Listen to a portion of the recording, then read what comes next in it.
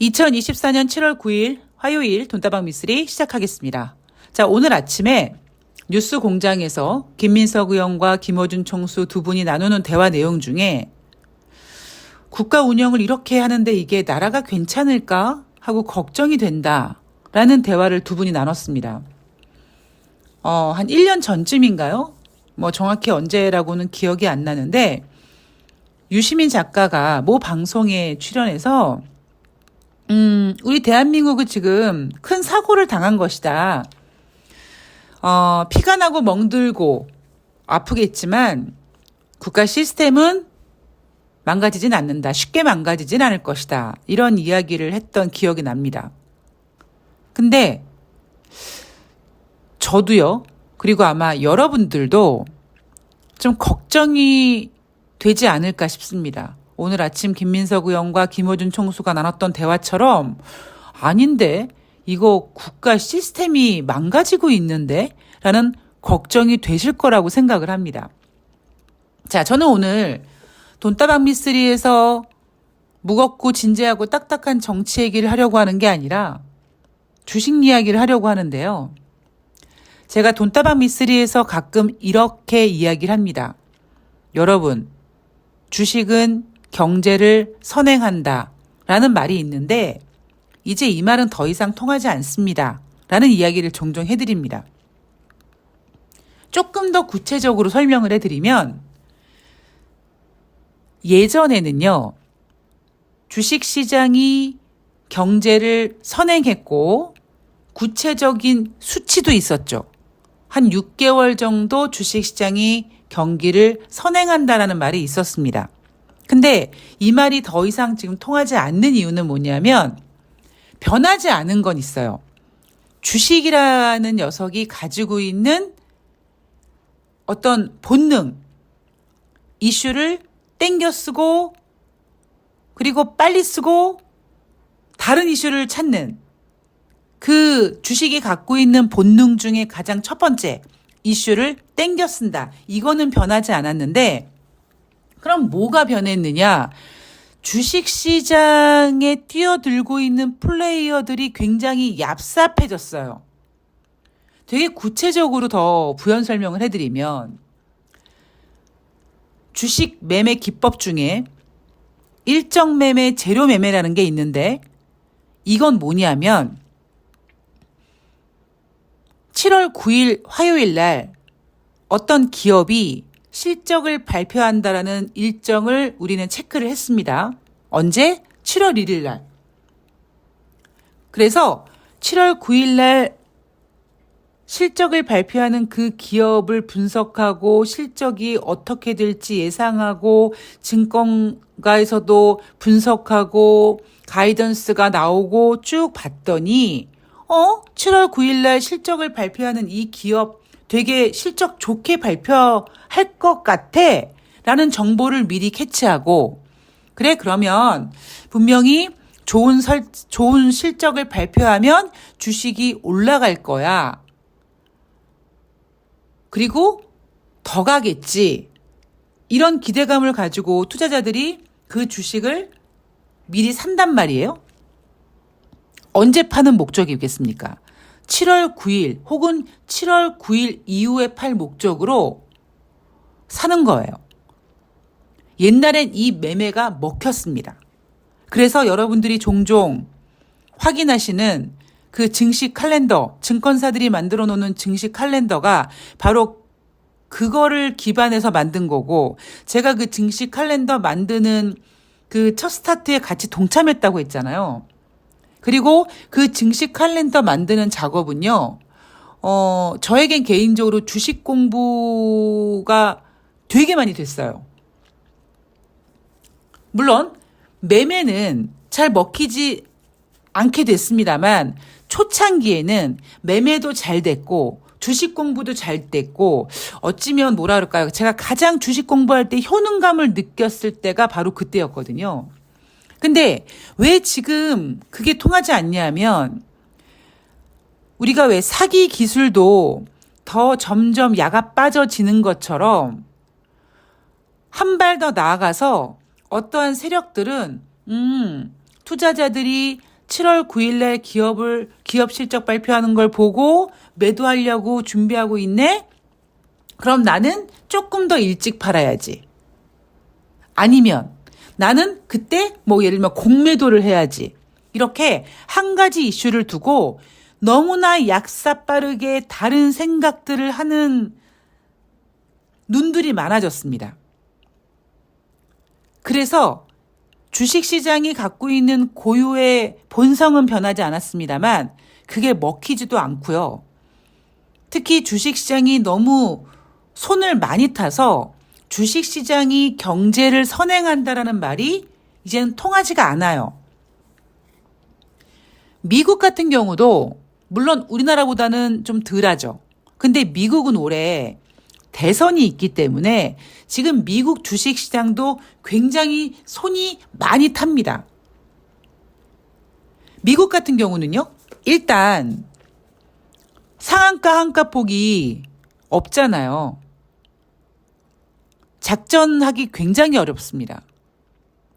지금 대한민국 주식시장이 예전보다 뭐 작전을 덜 하는 이유 중에 하나가 대한민국 금융감독원이 주식시장을 열심히 모니터링해서 깨끗해진 게 아니라 상한가 한가폭이 15%였다가 30%로 확대되면서 웬간한 재료와 웬간한 돈이 아니면 쉽게 조작질을 할 수가 없고요. 세력질을 할 수가 없고 그리고 설령 하더라도 예전처럼 크게 먹지를 못해요.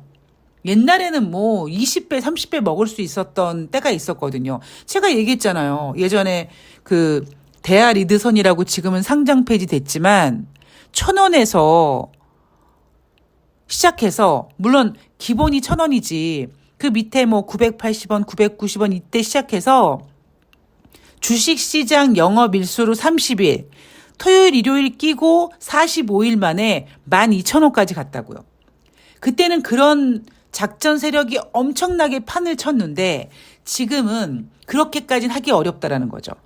그럼에도 불구하고 대한민국은 여전히 상한가 한가폭이 있다 보니까 작전 세력이 존재하고요. 그리고 미국 같은 경우에는 간접 투자를 많이 하니까 더더욱 개인들의 어떤 그 짜잘한 욕망 같은 게 주식시장에 덜 반영되다 보니까 좀 자연스러움이 있고요.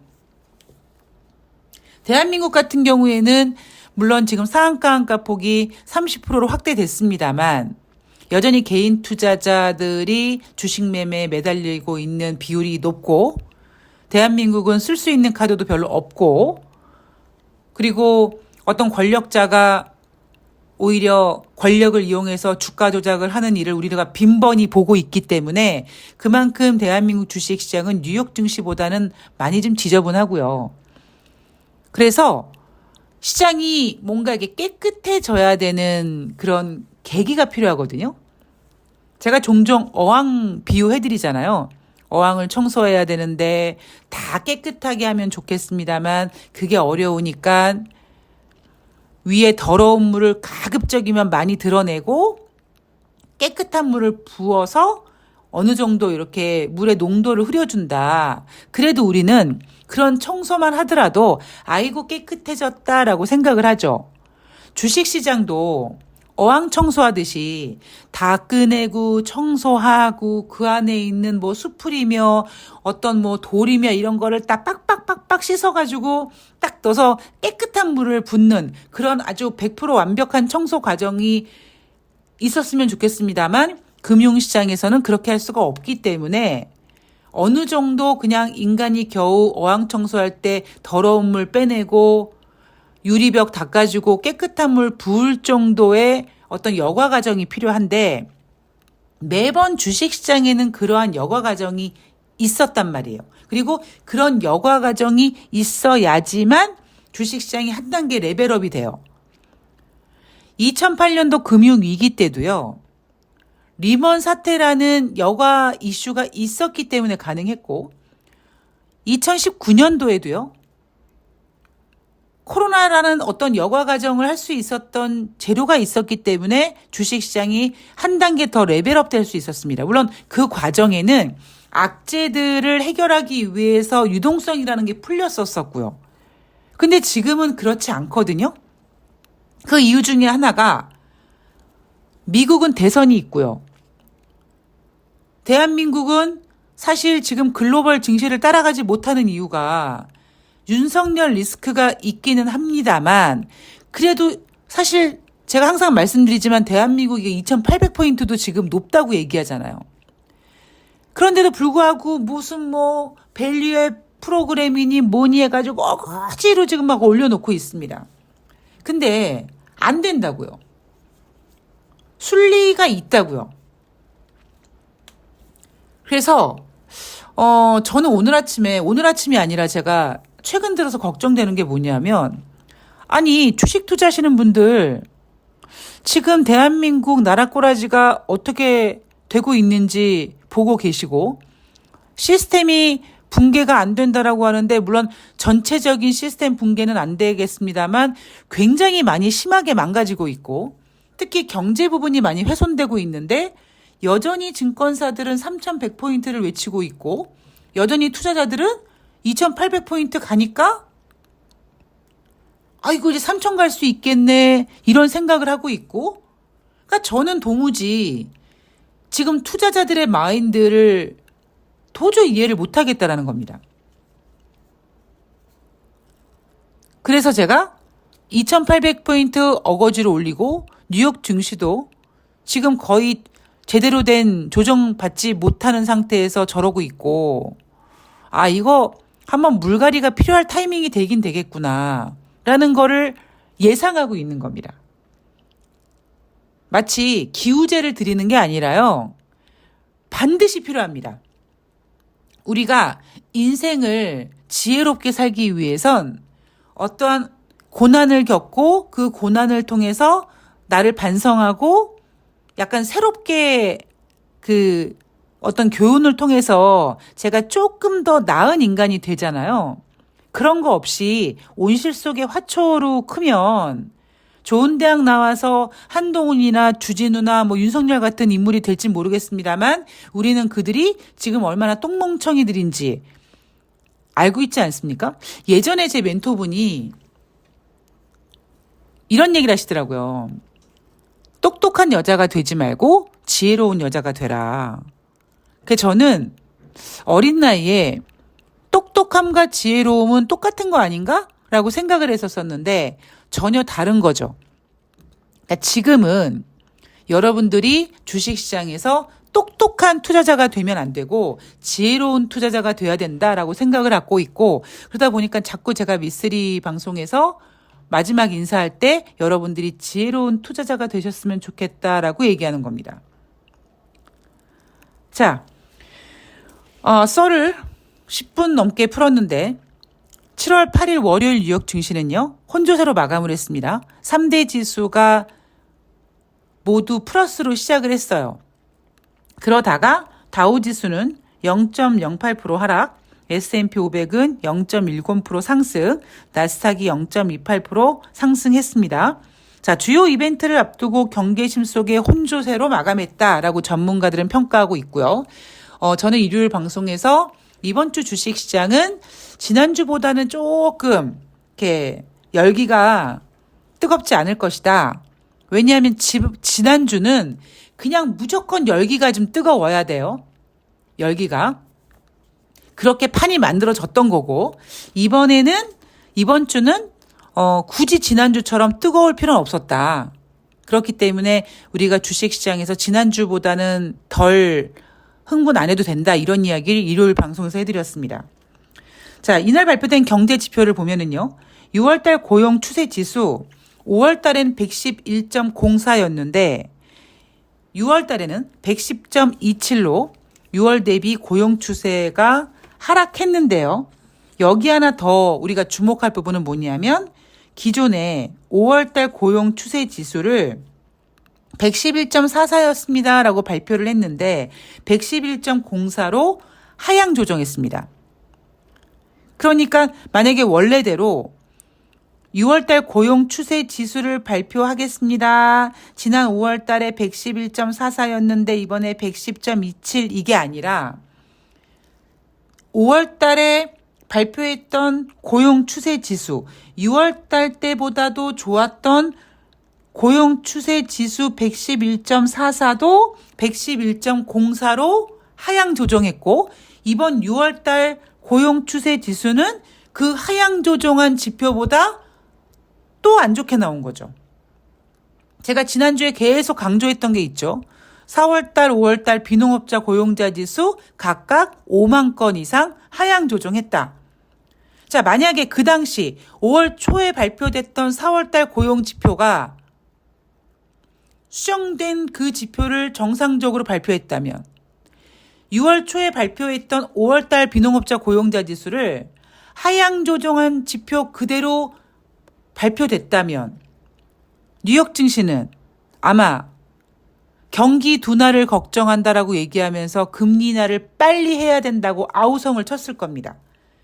근데 그 당시만 하더라도 금리 인하는 간절히 원했지만 경기 둔화는 인정하고 싶지 않다 보니까 자꾸 고용 지표에 대해서 뜨거웠었는데 미지근하다라고 개수작을 부린 거였어요. 이렇게 잘 나왔다.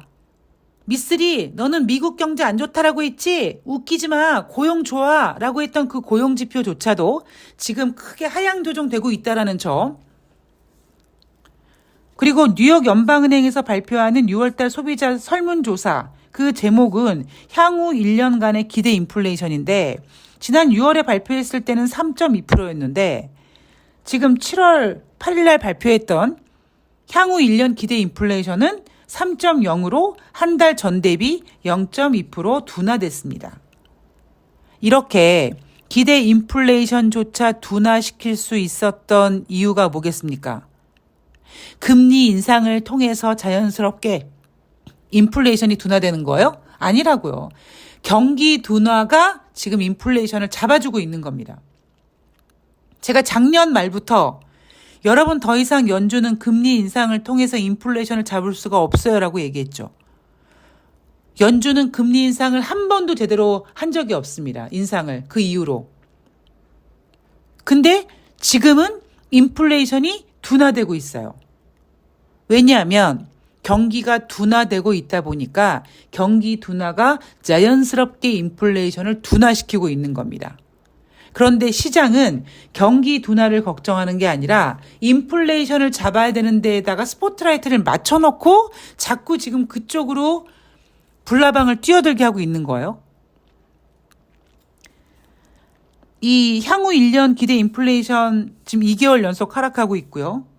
이슈들을 보면 이날 뉴욕 증시가 혼조세로 마감했다고 하는데 그 이유는 주요 이벤트를 앞두고 경계심 속에서 혼조세로 마감했다고 합니다. 자, 그럼 어떤 주요 이벤트가 있느냐? 제롬 파월 연준 의장이 의회 연설을 앞두고 있다. 얘 뭐라고 하겠습니까? 금리 인하 해야 된다고 했을 거예요. 할 거예요. 얘는 이미 5월 달에 연준이 금리 동결 결정하고 기자회견을 통해 고용지표가 안 좋으면 금리 인하를 하겠다고 얘기했고요. 고용지표 지금 계속 하향 조정하고 있지 않습니까? 금리 인하 한다고 할 겁니다. 자, 그러면 제롬 파월 연준 의장의 의회 증언은 주식시장의 호재겠죠. 이론적으로 봤을 때 주식시장이 어떻게 반응하는지는 그건 또 다른 문제입니다. 자, 6월달 소비자 물가지수 둔화 예상된다고 우리는 알고 있어요. 그러면 4월달, 5월달, 6월달 3개월 연속 인플레이션 지표는 둔화되고 있다. 자, 이것도 마찬가지로 주식시장의 호재가 될 수 있겠죠. 문제는 6월달 생산자 물가 지표인데 이 생산자 물가 지표는 지금 상승으로 예상되고 있습니다. 자, 생산자 물가 지표는 몇 달 뒤에 소비자 물가 지표에 반영되는 지표라고 우리는 알고 있죠. 과연 그렇다면 소비자 물가 지표는 둔화가 됐어요. 와, 금리 인하 하겠네. 제롬 파월 연준 의장도 금리 인하 한다고 하겠네. 자, 이렇게 좋은 기대를 가지고 있다가 만약에 소비자 물가 지표가 예상대로 상승한다면 인플레이션 이거 잡히는 거 조금 더 우리가 봐야겠네 라고 신중해지겠죠. 그리고 이번 주 주반부터 기업 실적을 발표하게 되는데 시티그룹, JP모건 체이스, 웰스파고가 즉 대형 투자 은행들이 기업 실적 발표를 합니다. 제가 이번에 어닝 시즌 관전 포인트는 다시 한번 준비해 드린다고 했는데 이거는 이제 아마 제가 앞에서 주택 관련된 지표 말씀드리면서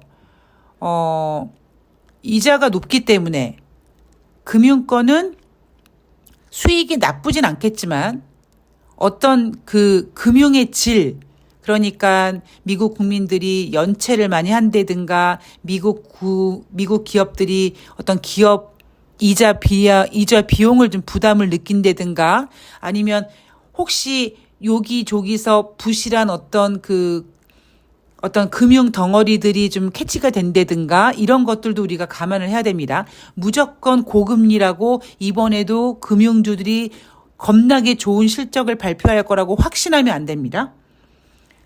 자, 6월달 물가지표에 따라서 9월달 인하를 넘어서 7월달 인하 가능성도 나타날 가능성이 있다. 자, 지금은요, 9월달 금리 인하 가능성 75.7%인데, 야, 굳이 9월달까지 가야 돼? 7월달에 금리 인하해. 이런 7월달 금리 인하 가능성도 커지고 있다. 이렇게 시장은 보고 있고요.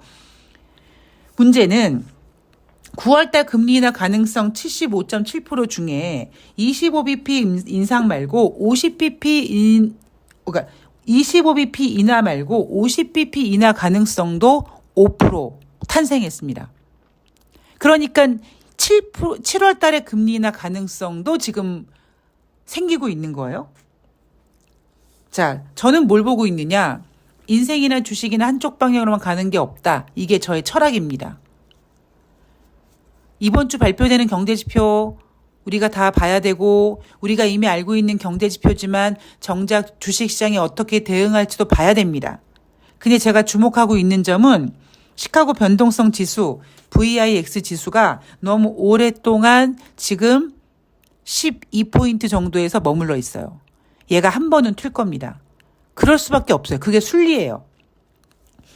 시카고 변동성 지수가 주례장창 계속 12, 11로 쭉 유지되면서 주식시장이 계속 올라가고 뭐 아름다운 조정을 받고 그러는 건 저는 이 우주에서 숨쉬고 있는 동안에는 불가능하다고 생각합니다. 순리라는 게 있고 때라는 게 있고 그리고 우리가 순응해야 되는 부분이 있기 때문에 다시 말씀드리지만 주식시장은 지혜롭게 봐야 되고요. 주식시장이 경제를 선행한다라는 거 맞지 않고요. 그리고 지금 주식시장은 경기 둔화보다는 인플레이션에 너무 집중하다 보니까 뭔가 조금 시장이 왜곡되어 있다. 뭔가 거품이 껴있다라고 얘기하기 좀 애매한데요. 뭔가 조금 불편합니다. 그런 부분 감안하시고 여러분들 매매하시면 될 것 같고요. 저는 내일 수요일 7월 10일 화요일 뉴욕 증시 갖고 찾아뵙도록 하겠습니다. 오늘 시원하고 건강한 하루 되세요. 고맙습니다.